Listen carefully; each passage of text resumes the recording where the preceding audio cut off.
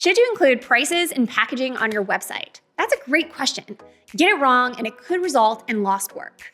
But get it right and it could result in more of those dream clients hopping into your inbox. But you may have noticed there's a lot of conflicting advice out there on the topic. So in this video, I'll be sharing 3 approaches and the pros and cons of each, along with the strategy I use and why. Let's dig in.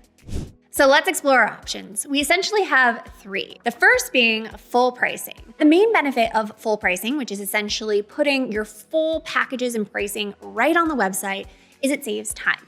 Time for both you and the client because they're not needing to reach out just to get the main information that they're wanting on that information page of the site. So you're serving them really well by giving them all of the information that they want right up front, right on the website. This also allows you to pre-qualify your clients. So you're not getting a bunch of people reaching out to you just for that pricing to find out, okay, we're not in the right range or it's not going to work out. And the majority of the people that will be coming to you ready to book.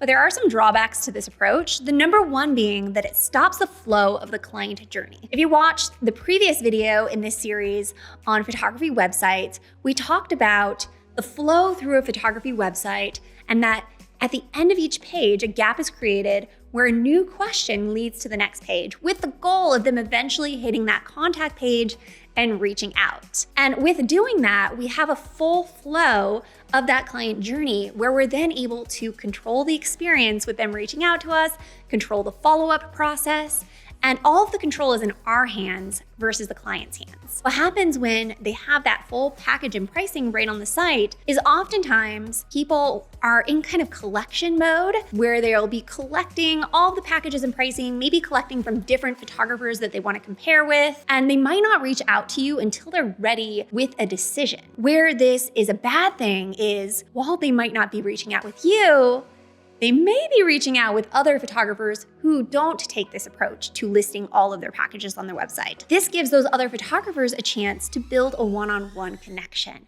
and show their value beyond just what's showcased on the website and start to build a relationship and an experience with those people. And because we're a very relationship-based business, we're in the business of capturing people's memories and emotions.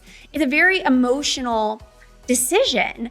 And oftentimes they're going to go with the person that they have that one-on-one connection with. And this leads us to why many photographers choose the second approach, which is the opposite of the first one, and that's including no pricing on the website. And the reason for this is they believe that it prioritizes that experience and building that one-on-one connection by getting people to reach out before sharing the pricing. This is really coming from the fear that if we put a price on our website, it's either going to be too high or too low and scare people away. So by not including it at all, we're able to get people to reach out, build that one-on-one connection, start the experience, and even give a custom price that's tailored to them. But there's also a few problems with this approach. One being that you could get lots of unqualified leads coming into your inbox by not having a price. And the reason for this is people are automatically going to prejudge your value if you don't list it on the website. They're either going to assume that, oh, this photographer is really good, they're probably too expensive and I can't afford them, so they just never reach out. Or they're going to assume that you are within their price range and maybe are lower, and they're going to set that value bar lower than your value is actually worth. And then when they reach out and you share your pricing, they're gonna be like, too expensive because they've already set your value lower in their minds. By you sharing your pricing right up front, you're setting the value, you're qualifying the leads, and also our clients like to pre-qualify us as well. It gives them that confidence knowing, okay, I might be within their price range. Let's reach out, find out more. And that kind of leads to the main reason that I don't like this approach for photographers. And that's because the right people might not be reaching out to you at all. And the main reason for this is people really dislike uncertainty and they avoid the unknown. So when you're not sharing your pricing information on that page, the main question people have is not being answered, and it's causing friction because they're not certain, like, am I going to be able to afford them or not?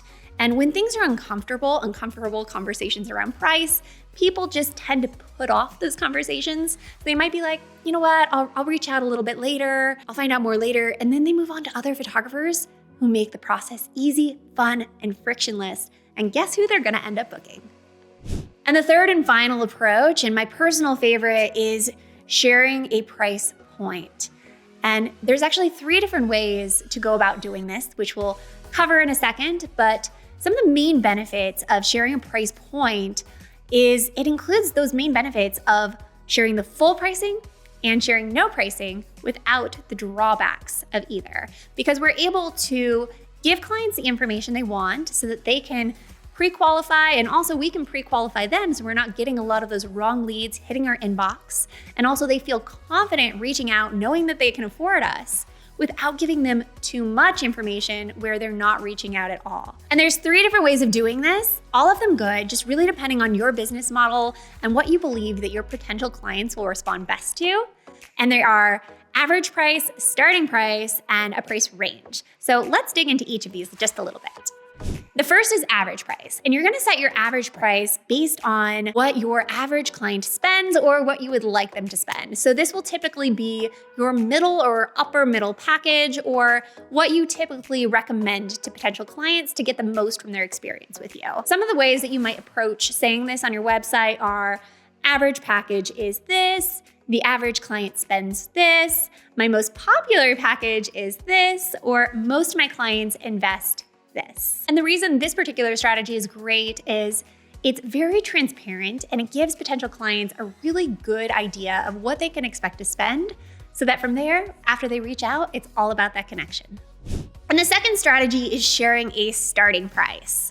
And this is essentially your minimum price point, your lowest package. It might be worded, packages start at blank, pricing starting at blank.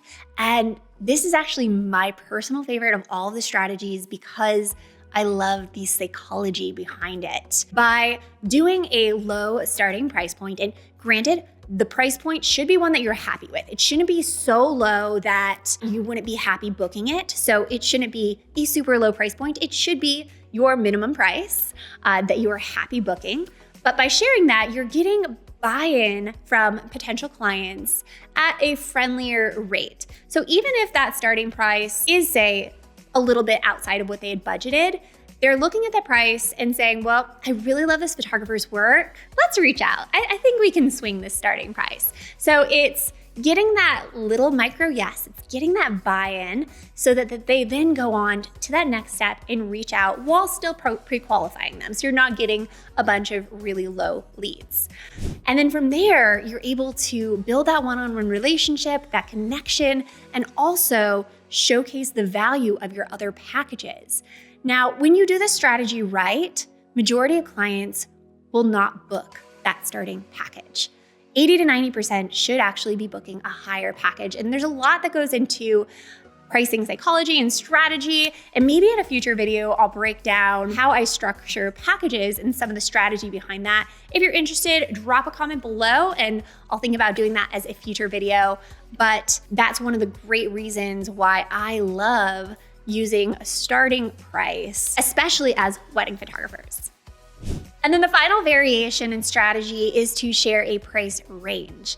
And this is typically either your starting package price and your highest package price, or an average price range from low to high of what a client can expect to spend with you. And you might word this as most clients invest between X and X, or average packages typically range between X and X, something along those lines. And this is actually not my favorite of the 3 strategies because I actually prefer the first 2, average price point and starting package price point, for wedding photography. But the reason I wanted to share about it here is I think it could actually be really good for portrait, family, and senior photographers who are making more of their money on those back-end sales and are maybe doing in-person sales. And the reason for this is if you have a low price sitting fee, you can also have either that price range or you can do it as an average price to give people an idea of what to expect, what they can expect to spend in not just that initial sitting fee, but then with print sales, album sales, and all of that, since you're making more of your money on the back end. So this pre-qualifies people so that they come in knowing that they're not just going to pay that sitting fee, they're then going to be spending a little bit more on products. So that's what I recommend as far as what to put on that pricing page of your website. Which is your favorite of the three options? Full pricing, no pricing, or a price point? Drop it below. I would love to know. And also let me know if you have any other questions that you would like to see in this website series. And be sure to thumbs up and subscribe if you enjoy this video and to stay in the loop for future ones. And I will catch you in the next video.